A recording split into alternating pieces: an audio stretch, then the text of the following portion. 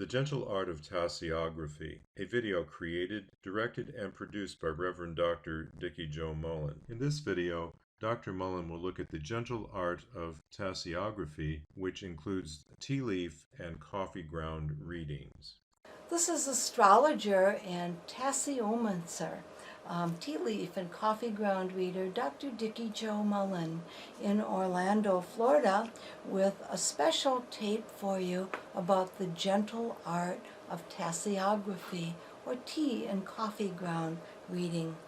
Roman soldiers long ago would look into the dregs of their wine cups. This was before everybody was so worried about germs, and there would be leaves and sticks, maybe even tiny insects there, and they would look at them, swirl them, and look for omens and signs to see whether they would do well in the next military campaign. That might be part of the origin of tasseography or tea leaf reading, and it probably also goes back earlier than that. In early China, there was a legendary emperor. This is back before any type of entity was afraid of being assassinated in a political sense, who was out just boiling water in front of his palace, and a camellia leaf fell into the teapot, the water, and turned it a beautiful, fragrant, brownish color, and the emperor cautiously drank it. It was delicious, and it became the first cup of tea. And throughout the Middle and the Far East, infusing herbs and teas into hot water, sometimes called a tisane or infusion, because technically only the camellia plant can make tea leaves, became very pleasurable and popular, and gradually over time people would sit, if you've ever had a cup of coffee with someone to talk things over, and begin to analyze and shoot the breeze, figuratively speaking, to figure out the problems of life over a cup of tea. Tea and coffee ground readings evolved from that, but they are a definite metaphysical, spiritual technique for looking into the future. During the 19th century, the 1800s, tea leaf readings really became elaborate and popular.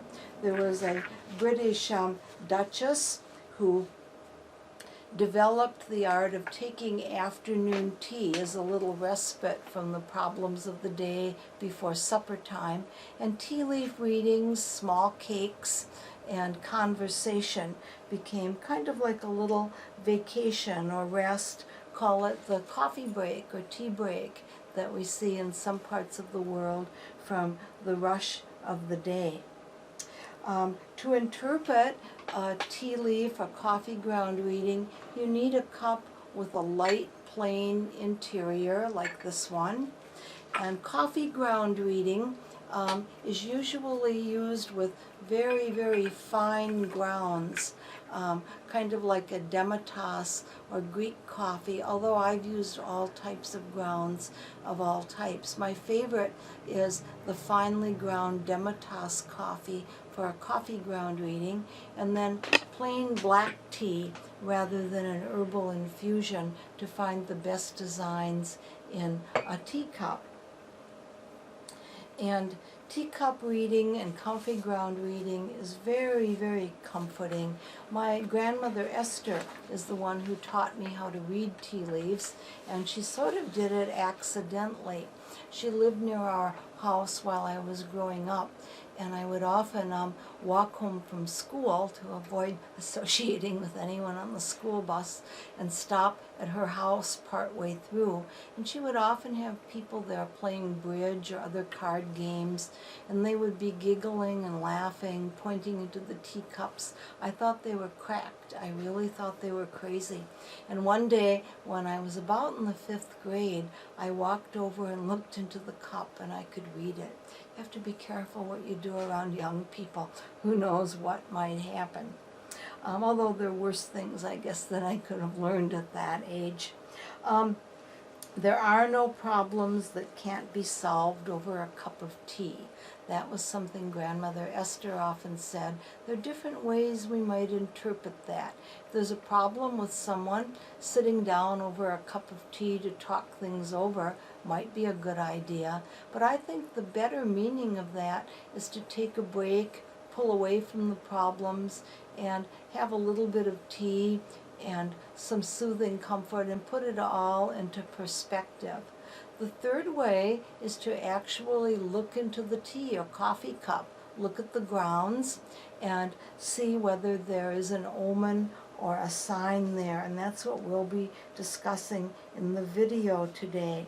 The world may throw us problems and strife, but may happiness always brew in your teapot of life.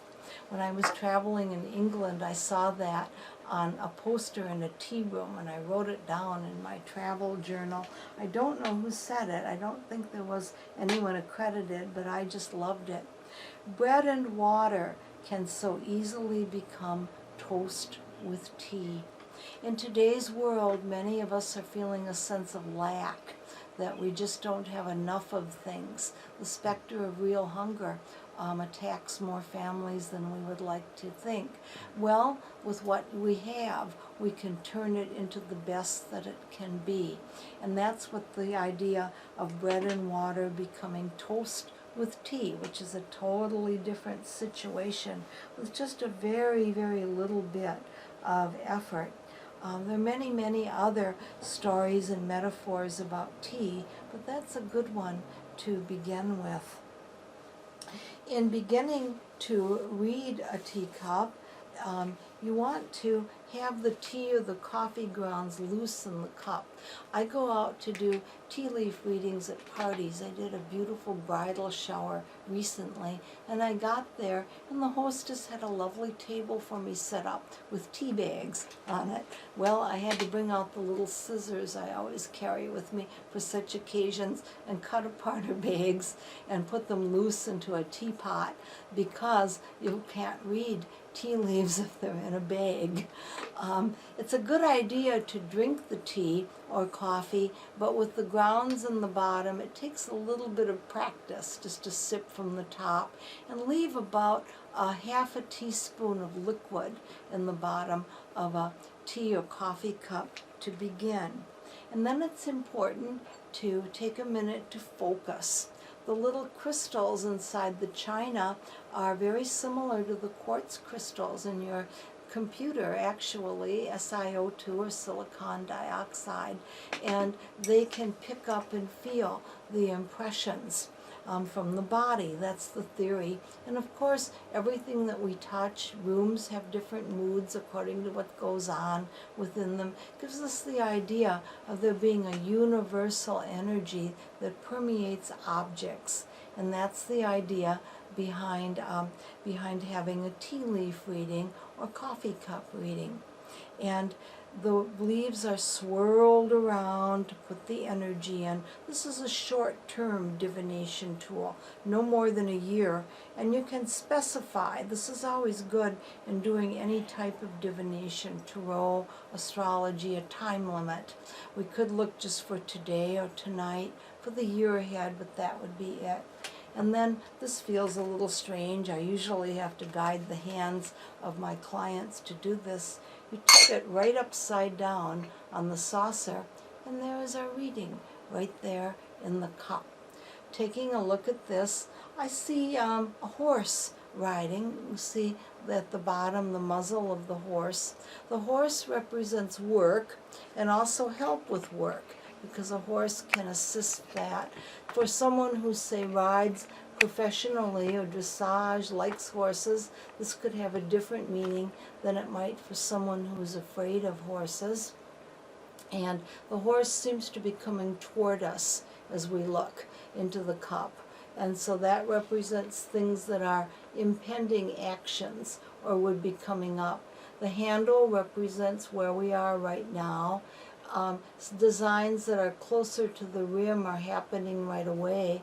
Things that are clustered toward the bottom of the cup show events that are further off at a greater distance. Looking to the side, there is a hook, And a hook is to reach out and grasp something.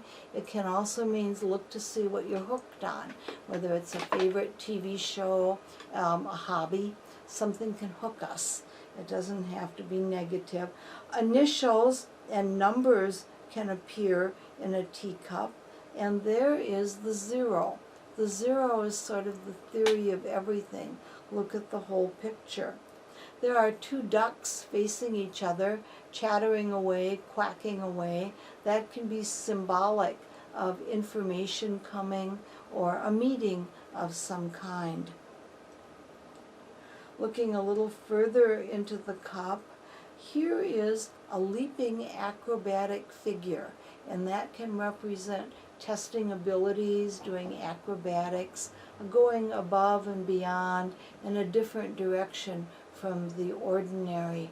Toward the bottom of the cup is a turtle climbing. The turtle is a positive symbol of longevity, persistence, prosperity in feng shui and in the Native American legends. Turtles are very popular emblems. Many people like them. What does that mean to you? For someone who is working on turtle rescue along the coast, that might mean something different as opposed to someone who thinks of the turtle as being slow and plodding along in the infamous race between the hare and the tortoise. So there are a lot of different variables. A dream book or symbol dictionary can be very helpful in tea reading, but these are some popular symbols that often occur in cups to give you an idea.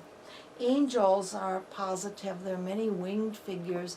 They're protection and help. An anchor often appears in cups that I do. This is luck in business, stability, and it represents the idea of hope. Balloons are worries are temporary. Balloons float away or burst. Apples are a desire to move up in the world. Bees are symbols of prosperity and good business. But see, if one is allergic to bees, then that could be a different meaning. Birds appear often. A fortunate journey, good news is coming. Buildings of different types are a life passage, a ceremony, also a move, a residential or business move.